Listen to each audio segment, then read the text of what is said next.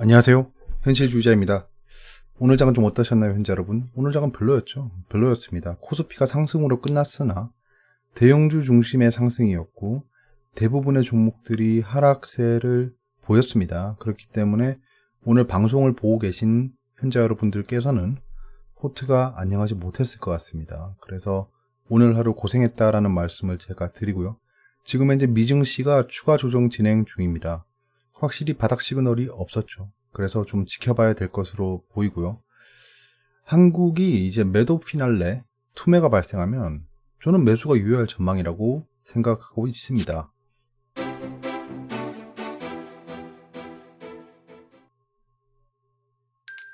네, 민창식님께서 질문을 주셨습니다. 현실주의자님 ETN 설명 좀 부탁드립니다. 보증금도 들어가는 것 같은데 나중에 반납되나요? 라는 건데요. ETF와 ETN입니다. Exchange Traded Note Fund 두 가지인데요.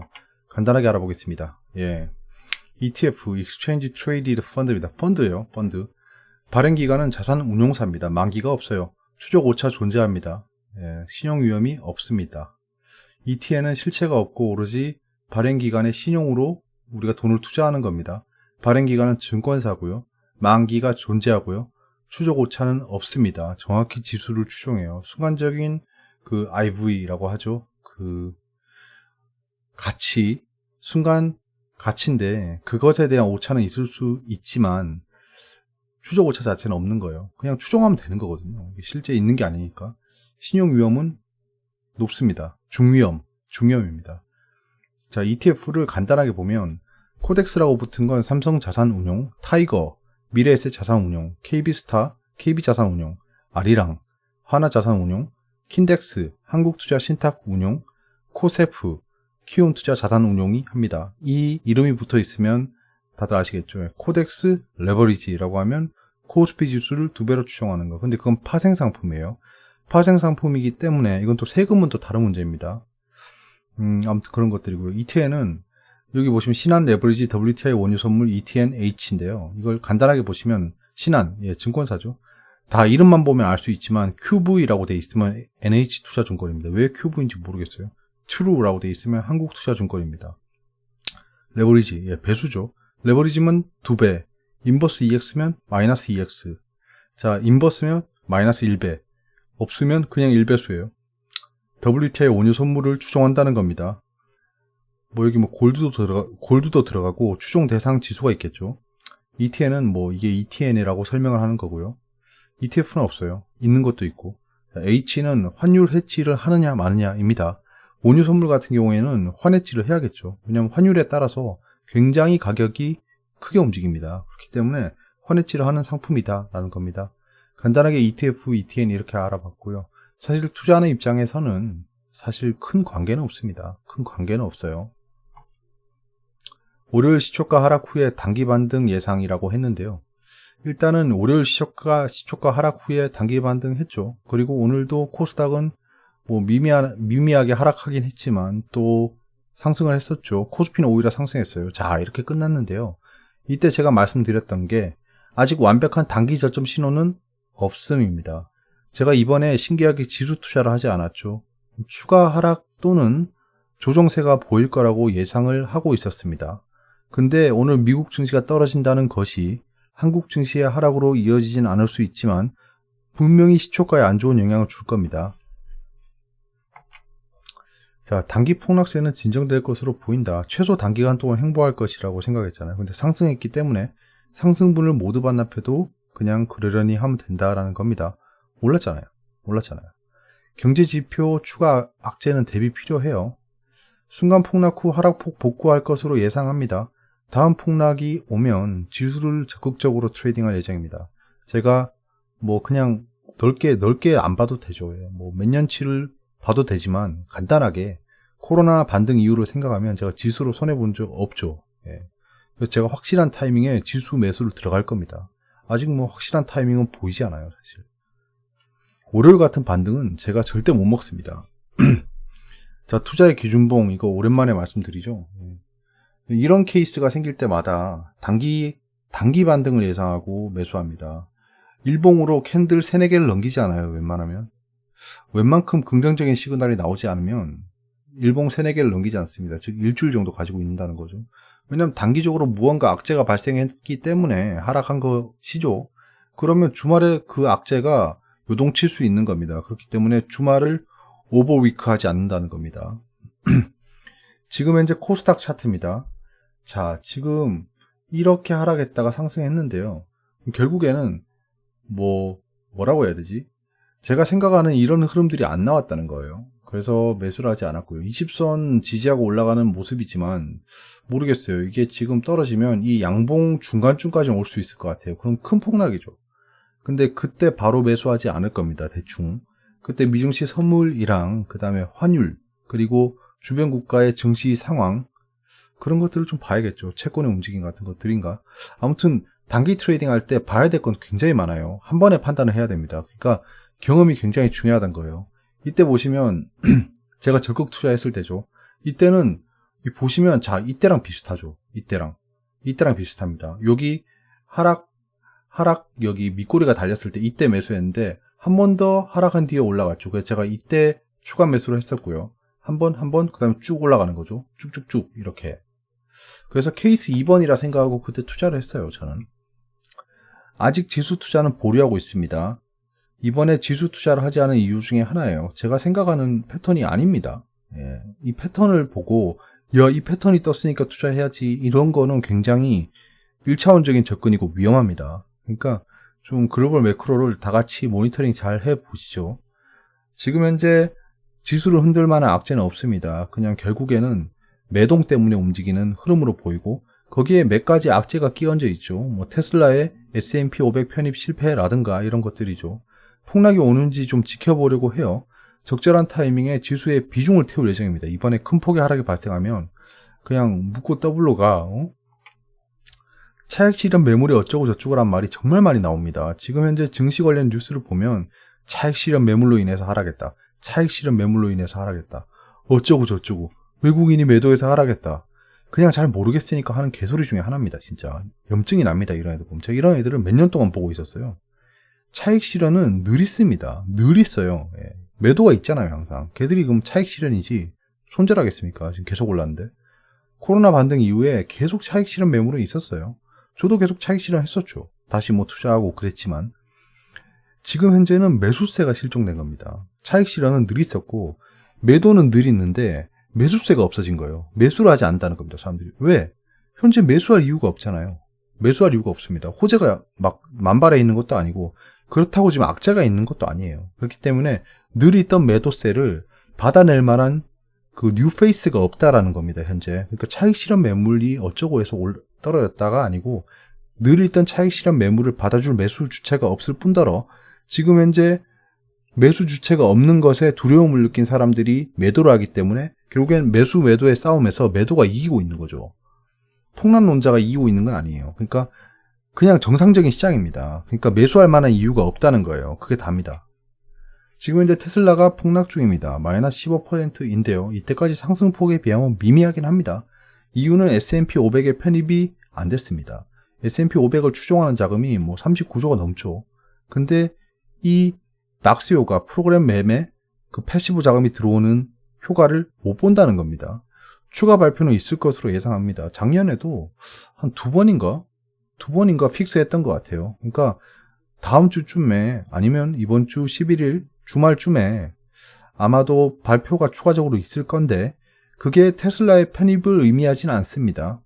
지금 현재 테슬라가 편입되지 않은 뚜렷한 이유는 없습니다. 아직 테슬라를 기술주 성장주로 판단하는 것으로 보이고 또는 다른 이유가 있을 수도 있겠죠.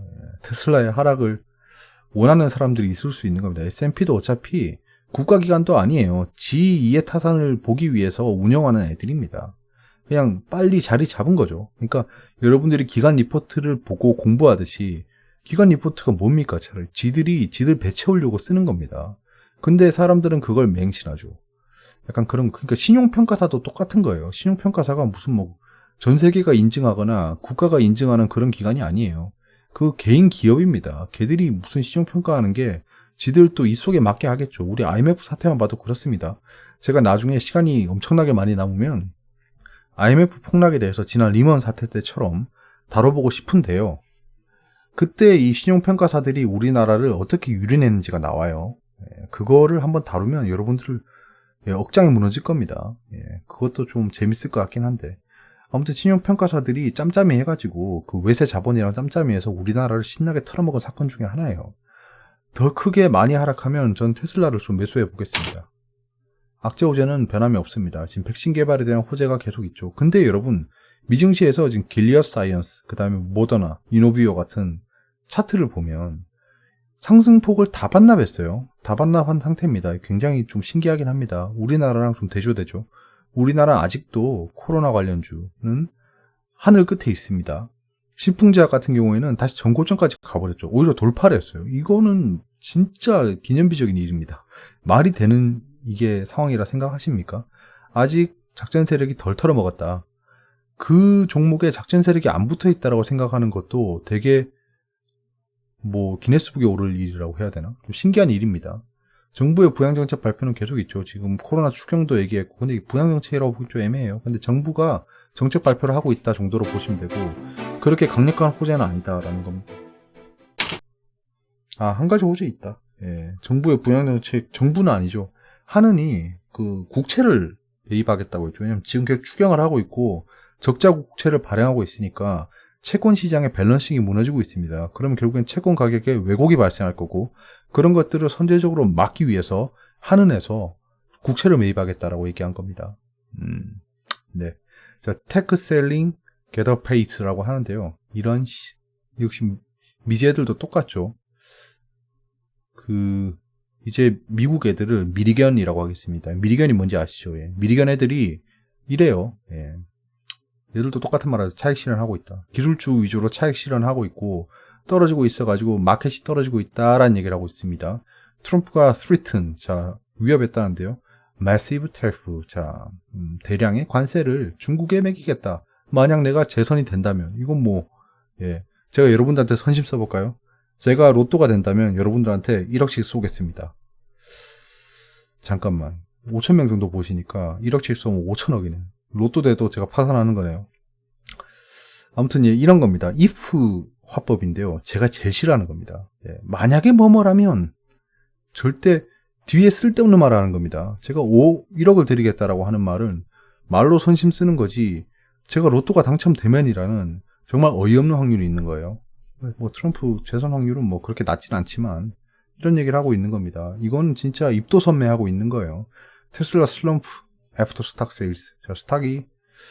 스탁 세일즈는 아닌데, 스탁을 팔면서 떨어지고 있다. 근데 S&P에서 쫓겨났다라는 얘기입니다. 쫓겨나면 뭘 쫓겨나? 들어가지도 않았는데. 지금 테슬라가 S&P 이슈로 떨어지고 있다라는 겁니다. 근데 아직 추가 발표가 있을 수도 있으니까, 촉각은 곤두세워야 된다. 만약에 S&P 500에 편입된다라는 얘기가 나오면, 하락폭 담아내야겠죠. 주식이 원래 그런 겁니다. 스털링 폴스. 스털링은 뭔지 아시죠? 영국 돈입니다. 브렉시트 리스크가 다시 살아나가지고 스털링이 떨어지고 있다라는 얘기입니다. 브렉시트 이슈가 얼만큼 확산되는지는 우리가 잘 봐야 돼요. 우리 외국인 자본이 빠져나가는 이 기폭제가 될 수 있습니다. 왜냐하면 우리나라에서 영국 자본이 굉장히 비중이 크다. 오일이 3months, 3개월 최저치를 찍고 있답니다. 지금 현재 오늘은 크게 하락했죠. 신한 레버리지 WTI 원유 선물 ETN이 크게 하락했는데요. 매수하지 않았습니다. 좀 더 지켜보려고요. 좀 더 지켜보다가 이때까지 가지고 있는 양의 2배가 1배를 태우겠습니다. 하락할 때는 좀 매수를 해줘야죠. 유가가 망할 것도 아니고. 내신입니다. 미국 고강도 IT 때리기에 중국 데이터 안보 구상 맞불. 중국이 지금 되게 속이 답답할 거예요. 지금 미중 무역 분쟁이 모락모락 피어오르고 있긴 합니다. 이게 일단은 의미하는 바는 없어요. 중국이 약간 내로남불이긴 하죠, 지금. 자기들은 페이스북, 넷플릭스 다 막아놓고 데이터 안보를 구상하고 있답니다. 이동통신망 무임승차 넷플릭스에 이용료 받는다. 이건 되게 생각해 봄직한 문제입니다. 사회적으로. 이게 과연 무임승차인가 아닌가에 대해서는 개인적인 견해를 가지고 생각해 보는 것도 아마 사회에 던지는 메시지가 될 것 같아요. 저는 이게 약간 물음표입니다. 무임승차인가? 이게 무임승차인가 아닌가? 저는 아닌 거라고 일단 판단하고 있습니다. 2차 긴급 재난지원금 미취업 청년 50만원 일시금 받는다. 재난지원금이 지급될 예정입니다. 이번에는 선별적으로 지급을 하고요. 뭐 이거에 대해서 가타부타 하는 건 제 채널에서 할 일은 아니죠. 근데 여러분들이 돈을 참 많이 벌어야 된다 라는 얘기입니다. 미취업 청년이라. 삼성, SK, 화웨이의 반도체 공급 중단. 화웨이의 반도체 공급을 중단하니 마니는 중요하지 않습니다. 중요하지 않은데 지금 제일 애매한 게 중국이 약간 보복할 수 있다는 거죠. 어쩔 수 없이 우리나라는 중국에 대한 경제적인 의존도가 높습니다. 전 세계가 중국에 대한 의존도가 높아요. 우리만 높은 거 아니에요. 우리가 뭐 친중 반중 이런 얘기 할 건 아니란 겁니다. 중국의 시장이 큰데 뭐 어떡하겠습니까? 뭐 좀 의존도를 낮추긴 해야 돼요. 진짜 한 나라의 디펜던시가 걸리는 게 좋은 건 아닙니다. 하느니 역대급 국채 매입을 한다. 연내 5조를 사들일 것. 지금 추경을 7조 했죠. 근데 5조를 사들인다라고. 역대급 국채 매입에 하느니 뭐 5조 맨날 조조조 하니까 5조 하니까 얼마 안 돼 보이죠. 저기 10%만 절 주세요. 제발. 자, 글로벌 경제 캘린더입니다. 지금 현재 일본의 GDP가 마이너스 7.9를 찍었는데 빨간색이에요. 에라이 진짜 장난치는 것도 아니고 예측치보다 잘 나왔다는 겁니다. 자, 내일은 EIA 단기 에너지 전망이 나올 거고 별로 안 좋게 나올 것 같아요. 졸트가 발표됩니다.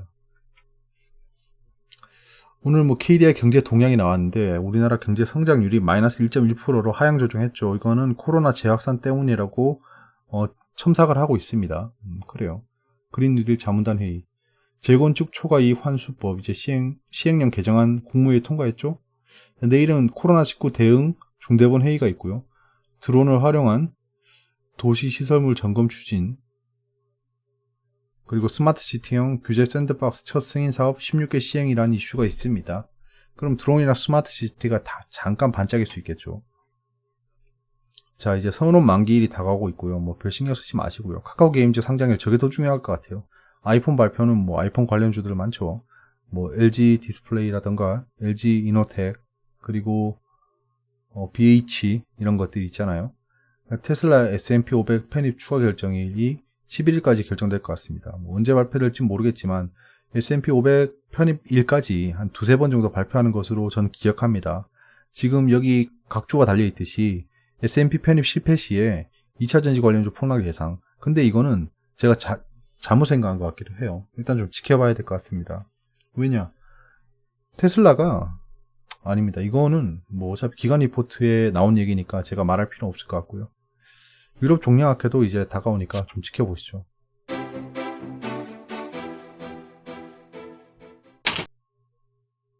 자, 오늘 주식시장은 이렇게 움직였습니다.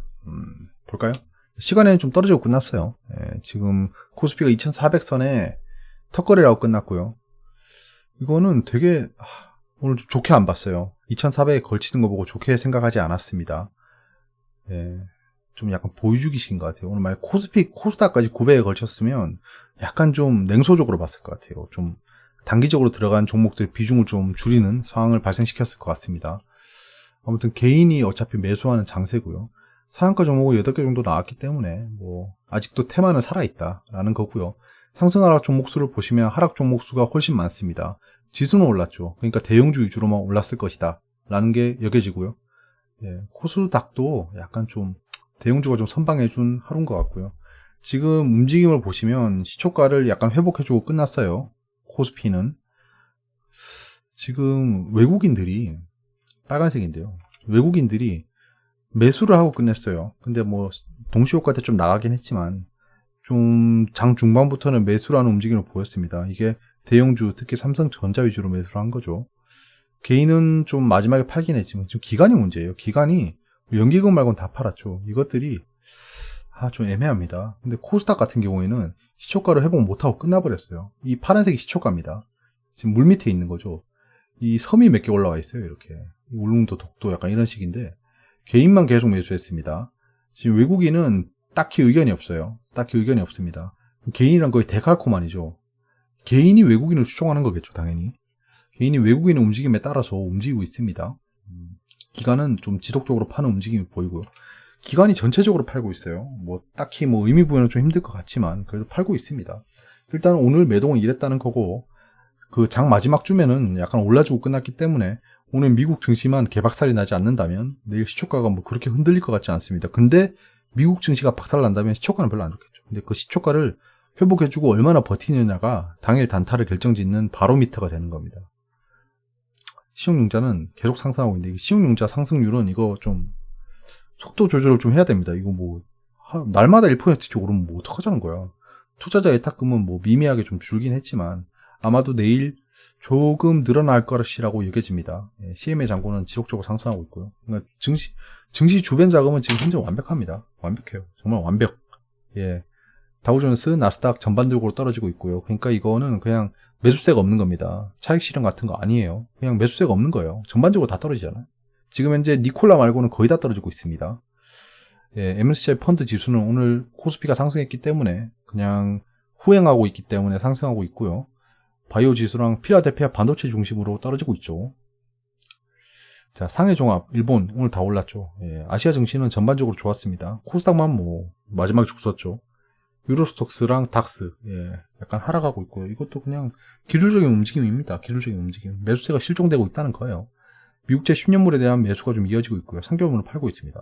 단기채에 대한 매도, 그리고 미국채 장기물에 대한 매수인데요. 이거는 진짜 그냥 데일리 움직임을 신경 쓰실 게 없는 것 같아요. 주간대 같이 보시고요. 원달러 환율은 점점 약세를 보이고 있는데 아마도 1180원에서 1200원 사이로 왔다 갔다 할 것이라고 보입니다. 왜냐, 지금 달러 인덱스가 상승하고 있습니다. 달러 인덱스가 상승한 이유는 뭐죠? 예, 원유 때문이죠. 지금 원유가 떨어지고 있으니까요. 구리도 약간 조정을 보이고 있는데 의미 없어 보이고요. 3불 근처에서 움직일 것 같습니다. 골드 컨트랙은 마이너스에서 양전했고요. 예, 골드 컨트랙이 엄청나게 점프하셔야겠죠. 예, 물가가 떨어지니까. 예, 어려운 부분 있으면 댓글로 말씀해 주세요. 예, 오늘 하루 장도 힘드셨을 것 같습니다. 뭐 만약에 하락한다면 다들 하락하는 거니까 뭐 누구든지 웃으면서 얘기할 수 없을 것 같아요. 그렇기 때문에 나 혼자만이 아니다라는 생각을 가지고 그냥 신념을 가지고 투자하셨으면 합니다. 뭐 여기서 폭락한다면 좀 리스크 해지를 위해서 플랜 B를 가동시켜야겠죠. 그런 계획을 세워놓는 게 중요한 것 같습니다. 하락할 거야, 상승할 거야, 이렇게 그냥 단편적으로 장밋빛 미래를 그리는 것보다는 조금 큰 폭으로 하락하면 이렇게 대응해야지, 여기서 한 번 더 하락한다면 이렇게 대응해야지, 여기서 한 번 더 하락한다면 어떻게 대응해야지 라는 플랜만 있으면 하락할 때 오히려 기회가 될 수 있겠죠. 아, 내가 생각했던 하락이 오는구나. 그러니까 제가 리스크 해지를 위한 마인드셋은 이렇게 가지고 있다는 거고, 그래서 계속 지수에 대해서 말씀을 드리는 겁니다. 지수가 하락하더라도 반드시 상승 채널을 그리면서 하락합니다. 그건 다 아시죠. 그러니까 일렬로 쭉 이렇게 떨어지는 게 아니고 그 뭐 닥터둠 루비니처럼 뭐 I자 하락이 온다 이런 진짜 빼빼한 소리를 하는 게 아닙니다. 여기까지고요. 내일 장도 화이팅입니다. 감사합니다.